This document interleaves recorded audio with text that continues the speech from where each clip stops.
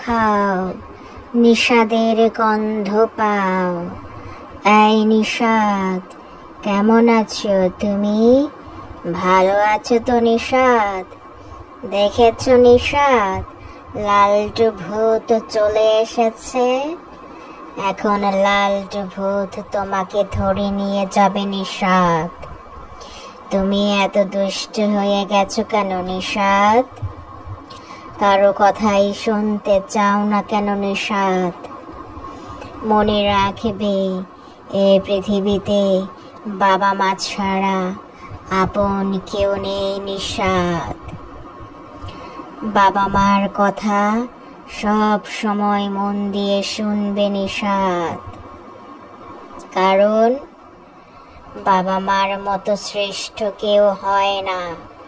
বাবা মা সব সময় সন্তানদের মঙ্গল চায় নিষাদ। তুমি যদি না খাও নিষাদ, তাহলে বড় হতে পারবে না। সব সময় ছোট থাকতে হবে তোমাকে।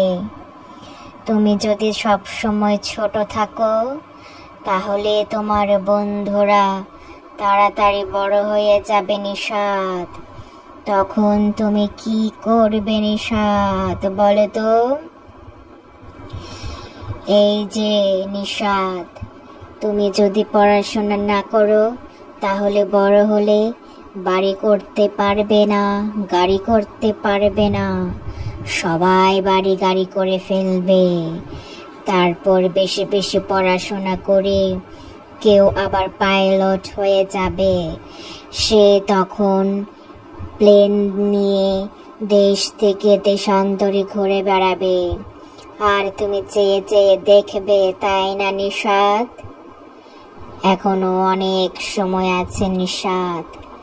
ঠিক মতো খাওয়া দাওয়া করো, পড়াশোনা করো, গুরুজনদের সম্মান করো, আর বাবা মার কথা শুনে চলো। বাবা মা ছাড়া কোনো গতি নেই এই পৃথিবীতে নিষাদ। বাবা মা না থাকলে বুঝতে পারবে তখন কেমন লাগে নিষাদ। তাই বাবা মা থাকতে থাকতে তাদের কথা শুনে চলো নিষাদ।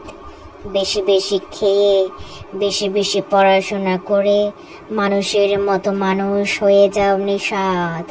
তাহলে লালটু ভূত তোমার বন্ধু হয়ে যাবে নিষাদ। তখন তোমাকে অনেক ভালোবাসবে। আমার কথা না শুনলে নিষাদ, তোমাকে আজকে রাতে আমি ধরে নিয়ে আসবো আমার লালটু ভূতের রাজ্যে।